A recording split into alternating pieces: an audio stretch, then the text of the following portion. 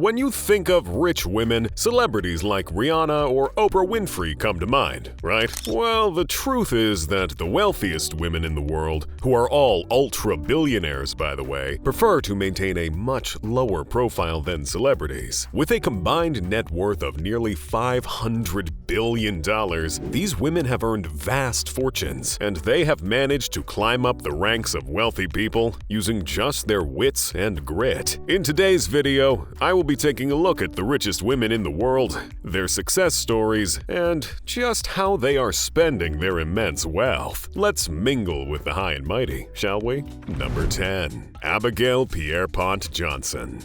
Kicking off our list of the women with the biggest bags is an American businesswoman you could easily walk past on the streets without realizing just how influential she is. Abigail Johnson may not have her pictures splashed across the world's top magazines, but she controls a fortune that easily makes her one of the richest people in the world. The success story of this 61-year-old billionaire can be traced back to an old Massachusetts family. Her grandfather was Edward Crosby Johnson II, the founder of Fidelity Investments. The company is a multinational financial services corporation based in Boston, Massachusetts, and it is one of the largest asset managers in the world, with assets that sum up to about $11.8 trillion under its administration. Before Abigail's grandfather passed away, he had made a massive fortune of about $8 billion, and over the years, Abigail has easily surpassed that. Since she became the acting CEO of the company in 2014 after taking over from her father, Edward Ned Johnson III, she has amassed a staggering wealth that is estimated to be more than $22 billion. The very modest billionaire businesswoman owns an estimated 24.5% stake in Fidelity Investments, while the rest of the Johnson family own a 49% stake in the privately held company. Abigail's father, Edward Johnson III, was the chair emeritus of the family firm, basically an honorary title for a retiree, before his death last year in 2022. He was still the chair emeritus when Abigail was given full control, and after his death, she was named the chairperson of the company, while also retaining her position as CEO and president. Not only does she now have full control over a company with 45,000 employees worldwide, but Abigail is also the chair of its international sister company, Fidelity International, and a member of the board of Breakthrough Energy Ventures, a corporation founded by Bill Gates. The positions Abigail now holds are a far cry from her first job at Fidelity Investments, which was answering phone calls back when she was still in high school. Dating as far back as her high school days, Abigail worked hard to climb her way up the corporate ladder, despite her status as the boss's daughter. The billionaire businesswoman worked at the firm for 26 years, starting out with various obscure positions before gradually taking on more serious roles. With this experience, she developed a thorough knowledge of the company's dynamics. Today, at the top of the corporate ladder as CEO, president, and chairwoman, Abigail has grown the company in her charge and has acquired immense wealth. If the amount of money nestled in Johnson's pockets is anything to go by, she definitely should be living an ultra-luxury life. But truthfully,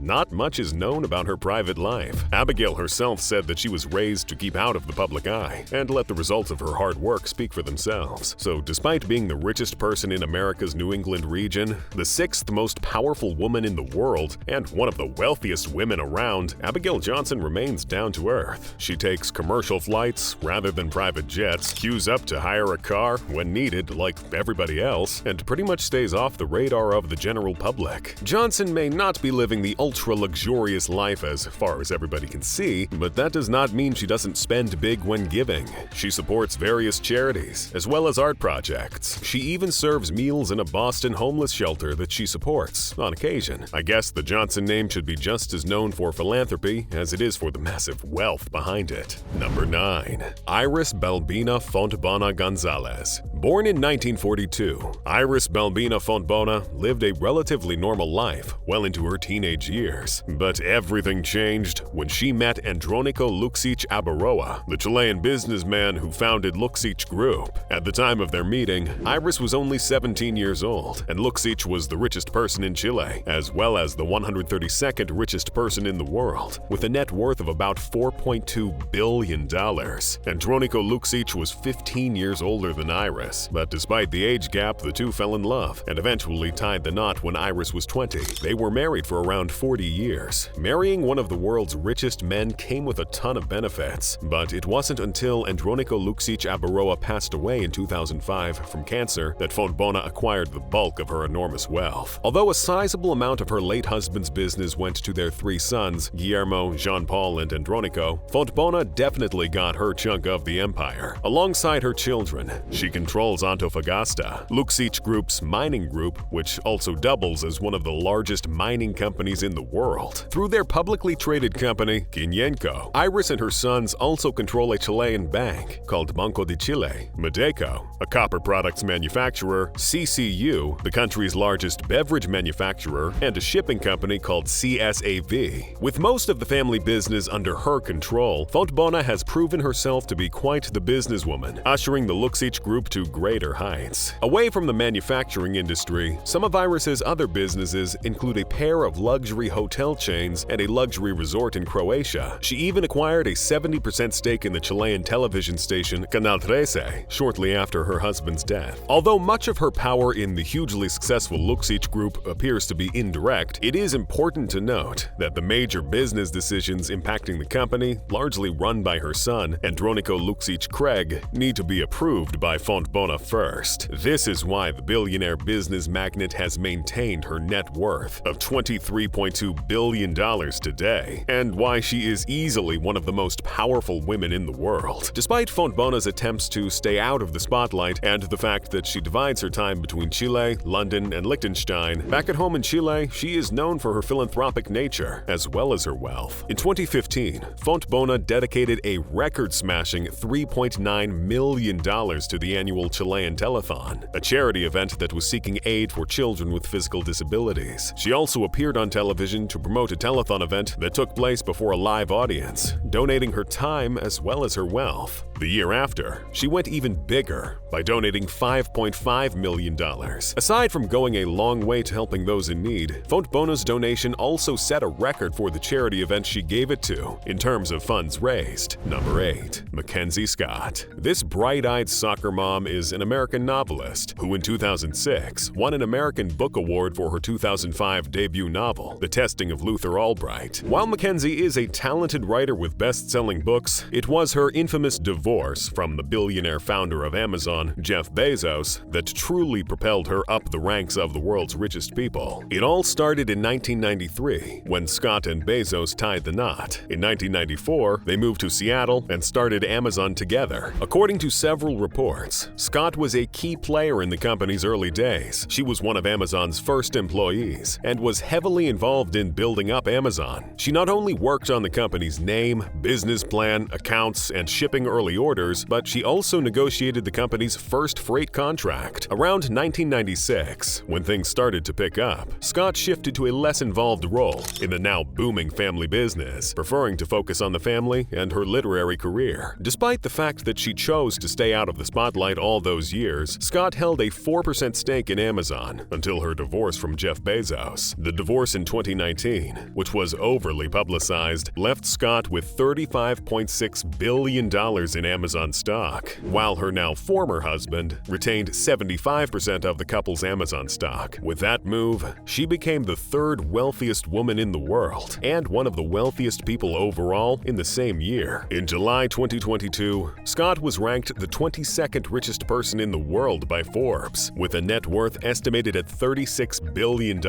And by September 2020, she was named the world's richest woman. In December of the same year, her net worth was estimated to be $62 billion, the highest a woman had ever made at that time. It was not all rosy, however, because Scott's jaw-dropping net worth came with an overwhelming amount of backlash. After her divorce from Jeff, Scott changed her name from Mackenzie Bezos to Mackenzie Scott, with the new surname derived from her middle name. By May 2019, shortly after she announced the terms of the divorce on social media, Mackenzie signed the Giving Pledge and promised to give away at least half of her wealth throughout her lifetime. lifetime. True to her words, between July 2020 and November 2022, Scott has reportedly given away $14.4 billion to nearly 1,600 nonprofits. She once made a $5.8 billion payout in charitable gifts. In 2020, one of the largest annual distributions by a private individual to working charities. She donated a further $2.7 billion in 2021 and has continued to make large donations to good causes worldwide. Mackenzie's fondness for donating to charities has put a big dent in her bank account, which is why her current net worth has fallen to $25.3 billion from the height that it was originally at. Number 7. Suzanne Hanna Ursula Klatten.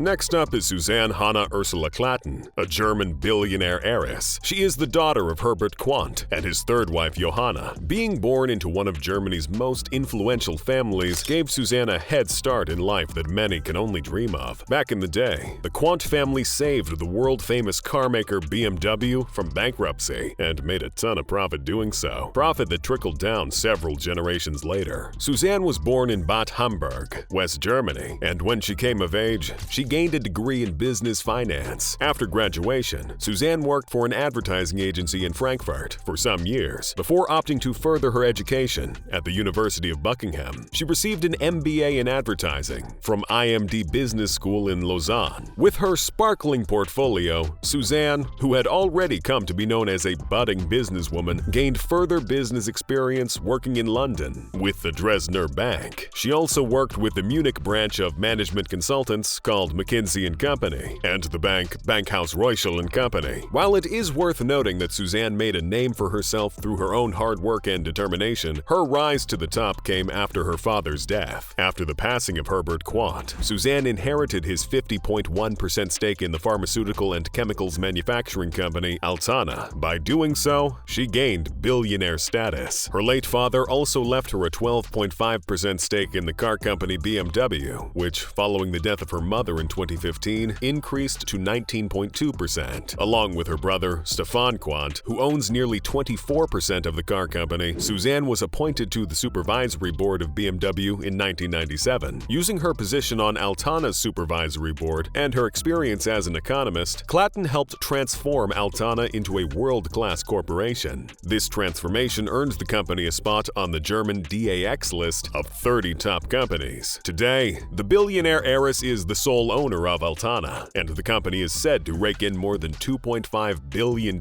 in annual sales. She also holds stakes in Entrust and the SGL Group, bringing her net worth to a little under $28 billion.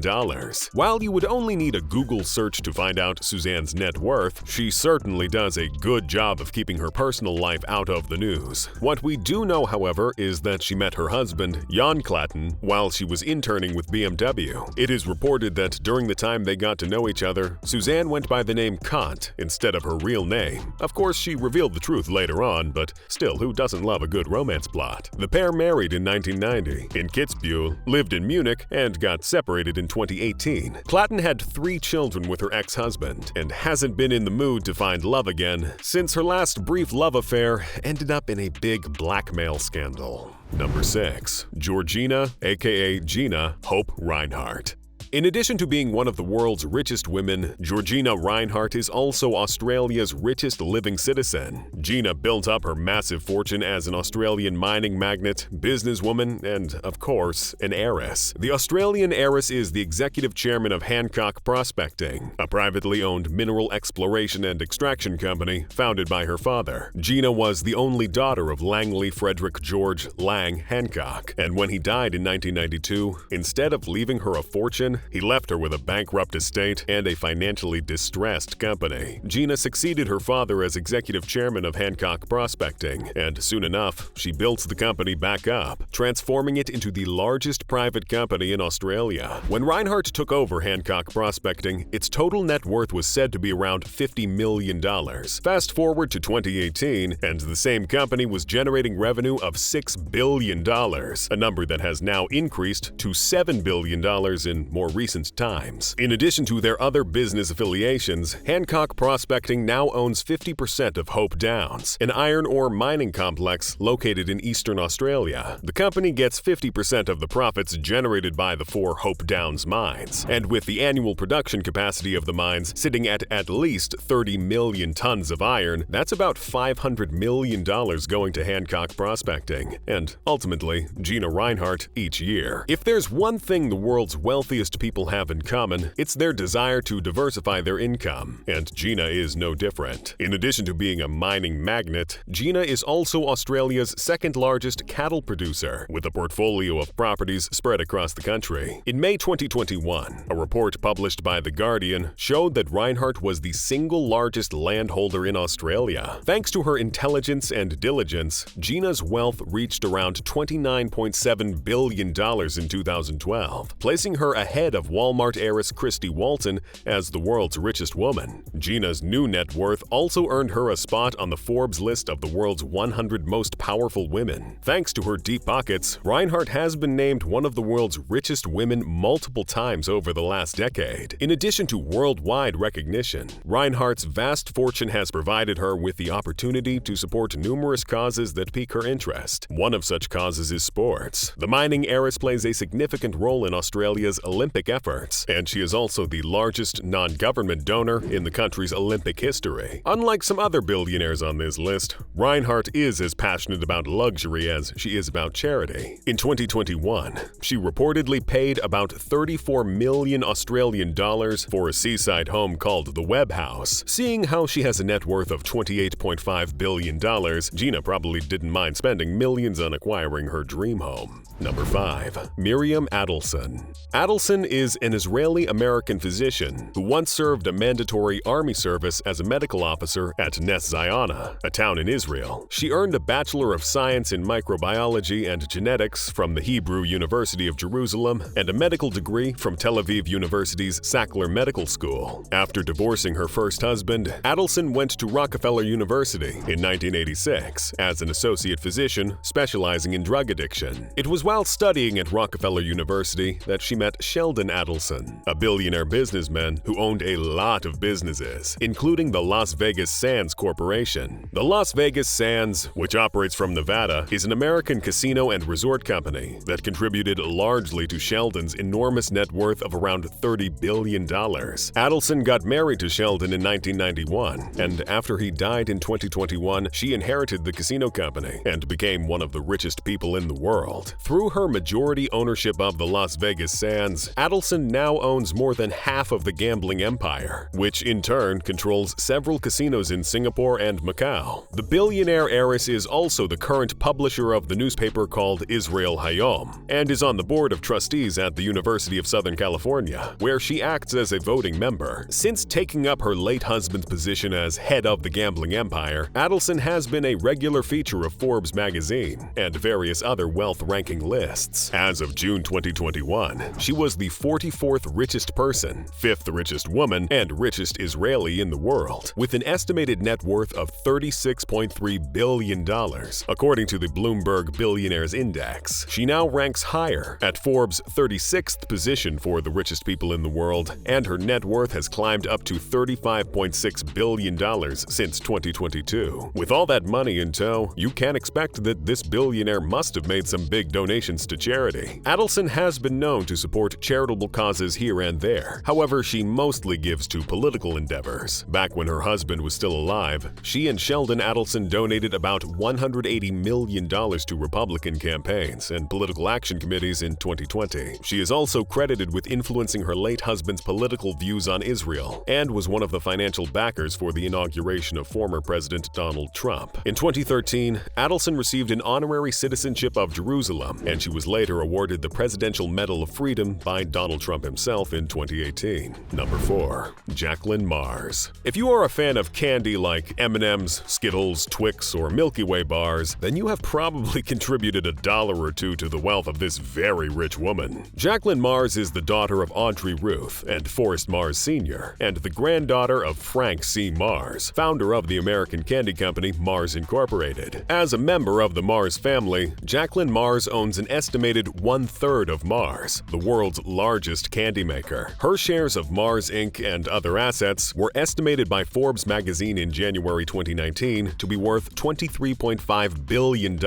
making her, at that time, the 18th richest American and 34th on the list of the world's billionaires. Jacqueline Mars was active in Mars Incorporated for nearly 40 years, dating as far back as 1982, when she joined the company as food product group president until 2001, when she retired. After her retirement, Jacqueline continued to serve on the board of the company until 2016, when she decided to enjoy the unbothered life of a billionaire. Well, after her retirement in 2019, Forbes listed her as the wealthiest resident living in Virginia, with an estimated $28.1 billion net worth. Today, she remains one of the richest women anywhere, with a net worth of $38.3 billion.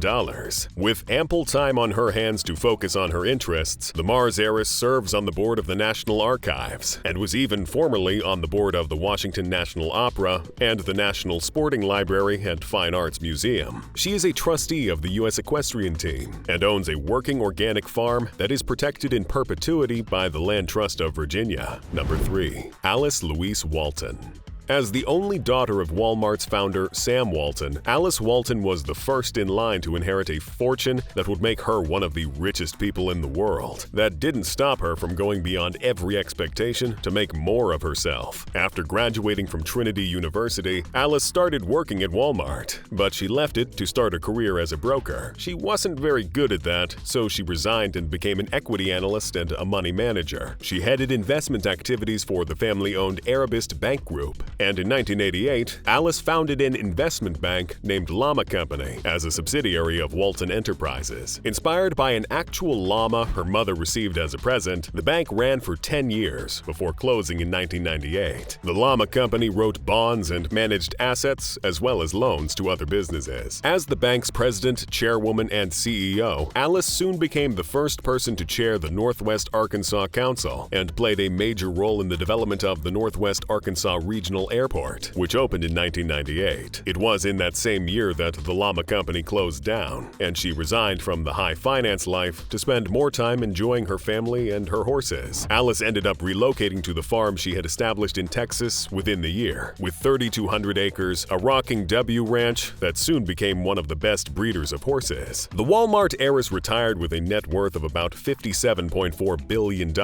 making her the 19th richest person and the second richest woman in the world at that time, according to Bloomberg Billionaires Index. In recent years, Alice has been nudged down a step and has become the third richest woman in the world. With that much wealth sitting around, despite the fact that she mainly resided in Texas, Alice made sure to visit Bentonville to satisfy her love for art. She founded the Crystal Bridges Museum of American Art, which is a particular interest of the Walmart billionaire. Back in 2005, Alice purchased a painting worth $35 million from the New York Public Library, an American classic by Asher Brown Durand. She has spent many more millions purchasing artworks, but that is not the only thing Walton spends her vast wealth on. Alice is also just as big on her philanthropic deeds as her father was back when he was still alive. Since his death, Alice has volunteered and actively supported many different charitable causes that cut across all walks of life. The Walton Family Foundation supports education and economic development in the Northwest Arkansas region, and also environmental conservation in the area. Number 2. Julia Margaret Flesher Koch. What started out as a blind date in 1991 blossomed into so much more when the two parties involved ran into each other again 6 months later. They began dating and eventually got married in 1996. If you haven't figured it out yet, the two parties are Julia Margaret Flesher and David Koch. The pair met in January 1991, but the first date did not leave Margaret with a good impression. The two would meet again at a party later that year, and she most likely had a change of heart because they started dating. Julia stopped working in 1993 and eventually got married to David in May 1996. The wedding took place at David Koch's house on Meadow Lane in Southampton. After having 3 kids together, David Koch would sadly pass away in 2019, leaving Julia Koch and their 3 children, David Jr., Mary Julia, and John Mark, with 42% of the family business. The family business was Koch Industries, an American privately held multinational conglomerate based in Wichita, Kansas, that is the second largest privately held company in the United States. States. The company, which now mostly belongs to Mrs. Koch, owns subsidiaries that are involved in the manufacturing, refining, and distribution of petroleum, chemicals, energy, fiber, intermediates and polymers, minerals, fertilizer, pulp and paper, chemical technology equipment, cloud computing, finance, raw materials trading, and investments. Due to her position, Julia owns Flint Hills Resources, Georgia Pacific, Guardian Industries, Infor, Invista, KBX, Koch AG and Energy Solutions, Koch Engineered Solutions, Koch Investments Group, Koch Minerals and Trading, and Molex. The firm employs 122,000 people in 60 countries, with about half of its business being located in the United States and the rest worldwide. The billionaire widow is also the president of the David H. Koch Foundation and was formerly on the board of directors of the School of American Ballet. Along with her late husband, Julia made huge donations to institutions such as the Lincoln Center, the Metropolitan Museum of Art, and the Smithsonian Museum of Natural History. With a net worth of $59 billion, Julia has been included on the list of the top 10 richest females in the world since she took over Koch Industries, and remains the second richest woman today. She is, of course, also a well-known socialite and a philanthropist, but her status as a billionaire is more glaring as ever. Not as glaring as the next entry, who tops the list. Without further ado, number 1. Françoise Bettencourt-Meyers. At the top of our list is French businesswoman and billionaire heiress Françoise Bettencourt-Meyers, who has held the title of the world's richest woman since 2022. Away from her billionaire status, Françoise is also a writer, pianist, and philanthropist. Her estimated net worth sits around $79.3 billion, and she sits at the top of the 10 richest females in the world. Françoise is the heiress to the L'Oréal beauty empire, a French personal care company. She acquired this massive fortune maker from her grandfather, Eugene Schuler, who was the founder of the company. Her mother, Lillian Bettencourt, was, however, the main shareholder. In fact, she was previously considered the richest woman in the world. After the death of her mother in 2017, Françoise inherited around 39.5 billion euros, an amount that has grown by at least 50% in the last 5 years. Following the death of her mother in 2017, Françoise's fortune is said to have tripled thanks to her investments through her family holding company, Tethys Invest, and the high valuation of L'Oréal shares. Today, her net worth comfortably sits at double of what it once was. At 69 years old, Françoise leads a discreet life away from the spotlight. She invests her money in things like scientific, artistic, and cultural projects, including the reconstruction of the Notre Dame Cathedral, in which she invested around $220 million.